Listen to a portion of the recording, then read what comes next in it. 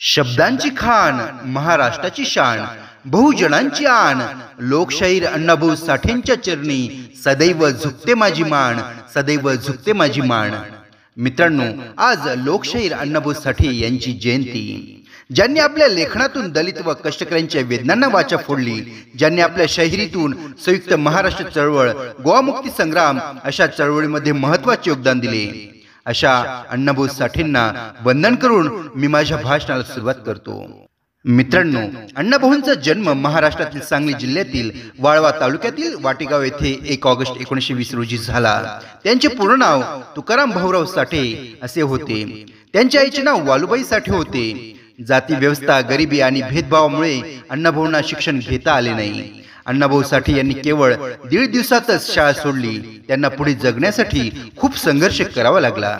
शाळा न शिकताही त्यांनी आपल्या लेखणीतून साहित्य क्षेत्रात प्रचंड कामगिरी केली।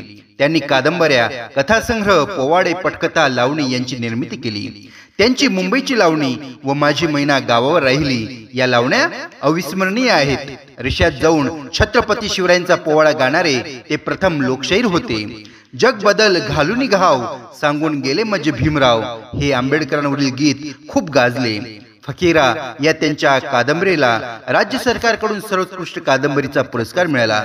अशा या लोकशाहीर अण्णाभाऊ साठेंना पुनश्च एकदा वंदन करून मी माझे भाषण संपवतो। जय हिंद, जय भारत।